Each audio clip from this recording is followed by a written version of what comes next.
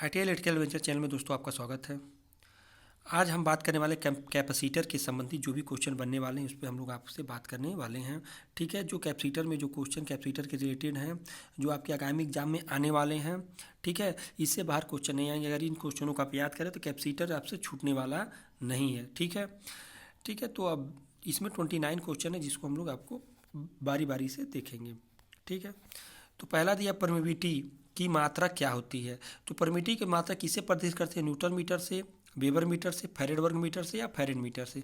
तो option number आपका सी होगा, फैरेड प्रति मीटर। ठीक है, फैरेड प्रति मीटर से हम लोग क्या करते हैं, परमिविटी को दर्शाते हैं। दूसरा दिया निर्वात वैक्यूम में एब्सोल्यूट परमिविलिटी कितनी होती है। निर्वात की बात कर रहा है, जब निर्वात में जब कर रहा है तो निर्वात का मतलब हो जाता है वैक्यूम। वैक्यूम वैक्यूम का मतलब ही हो गया जहाँ पे हवा नहीं हो। तो ये वाली यूनिट इन्होंने क्या कर दिया, सब सामान दे दिया। ये तो बड़ी अच्छा बात किया है, लेकिन ये वाला जिसको याद होगा वही इसे मार के आगे बढ़ पाएगा। ठीक है, नहीं तो इसका जो होता है मैं बता देता हूँ। ऑप्शन नंबर ए सही होगा, 10 पे पावर -12 8.854 इंटू 10 पे पावर -12 फैरेड प्रति मीटर आपका होता है।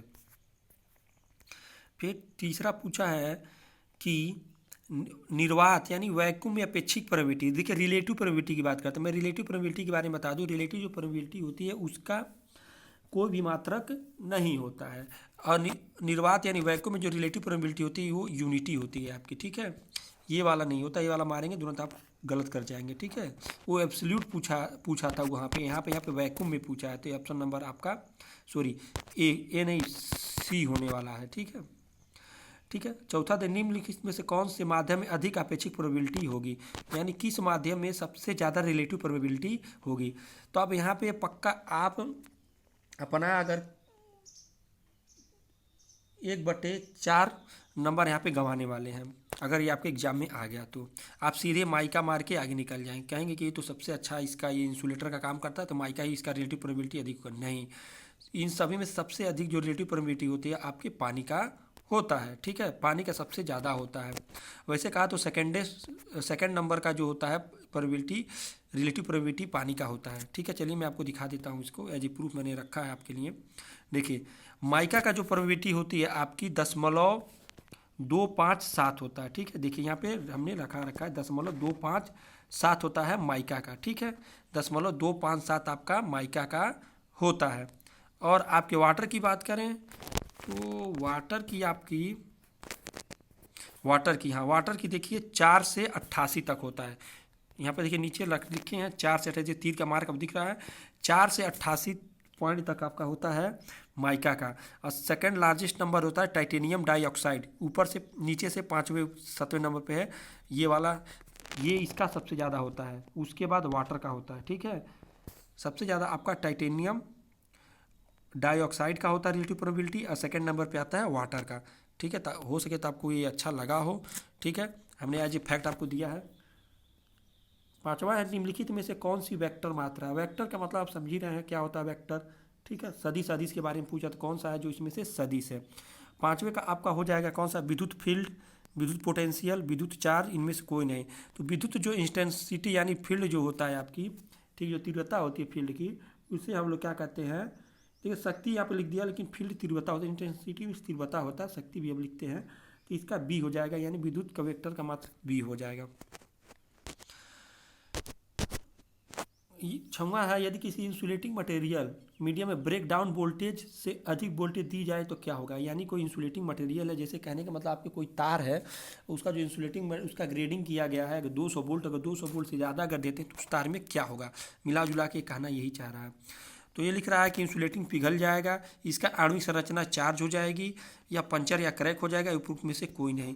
तो ये देखिए क्वेश्चन कई बार रिपीटेड क्वेश्चन है कि इसका क्या हो जाएगा, आपका पंचर या क्रैक हो जाता है। आपका जो वायर का जो इंसुलेशन है वो पंचर या क्रैक हो जाएगा।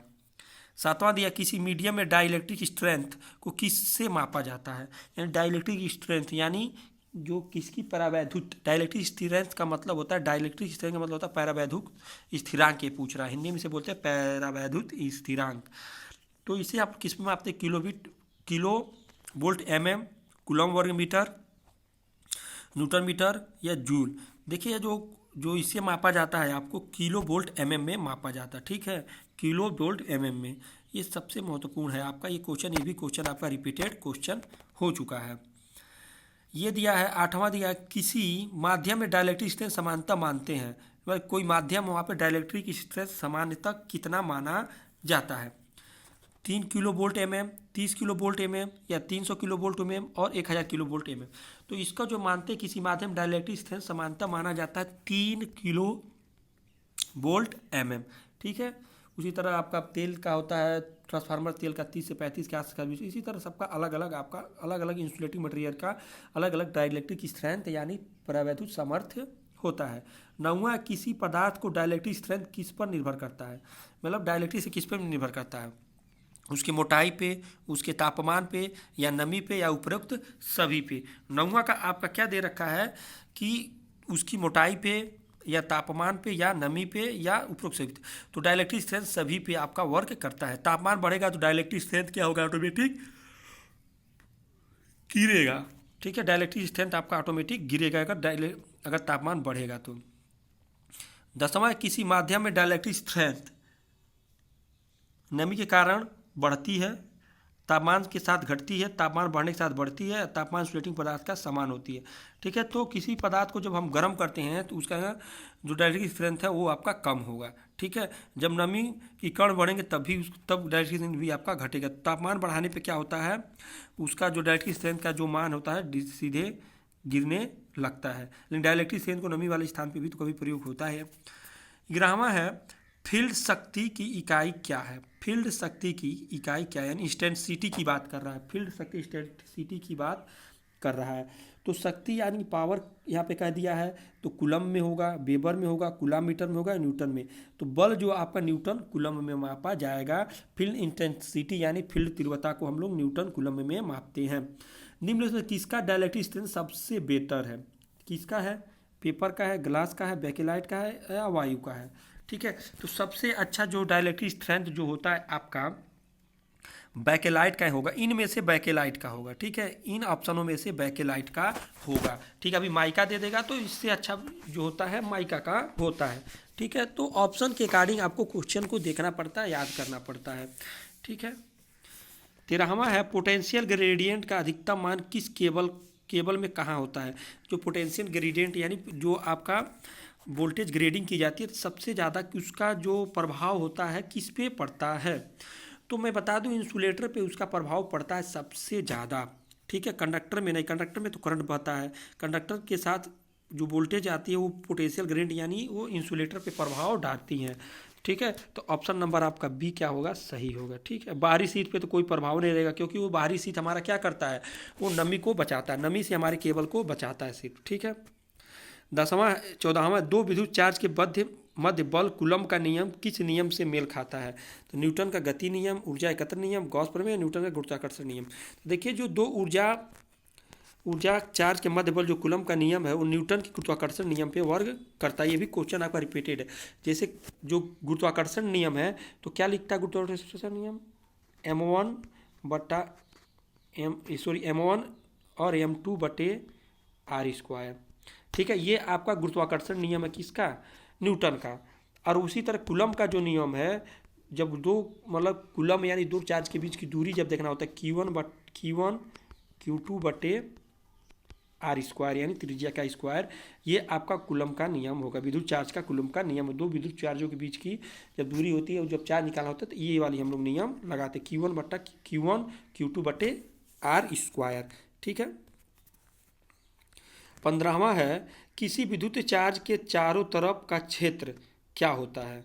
चुंबकीय फील्ड होता है, विद्युतीय फील्ड होता है, चुंबकीय और विद्युतीय फील्ड दोनों होता है, न चुंबकीय फील्ड होता है न ही विद्युत फील्ड होता है। किसी विद्युत चार्ज के चारों तरफ क्या होगा, तो विद्युत फील्ड होगा। ठीक है, अगर विद्युत फील्ड होगा, यहाँ ऑप्शन नंबर आपका बी होगा। अगर किसी कंडक्टर की बात करें, जब कंडक्टर के साथ क्या होता है, इस कंडक्टर अगर को है तो इसके चारों तरफ क्या होता है, मैग्नेटिक फील्ड होता है। जब विद्युत चार्ज की बात कर रहा है तो आप क्या होगा, आपका विद्युत फील्ड होगा। ठीक है, इस छोटे से टॉपिक में हम 15 ही क्वेश्चन लेंगे। 15 क्वेश्चन हम नेक्स्ट वीडियो में आपको प्रोवाइड कराएंगे। ठीक है, जिससे वीडियो लंबा ना हो, आप बोर भी ना हो। आज के इतना ही, फिर मिलते हैं नेक्स्ट वीडियो में।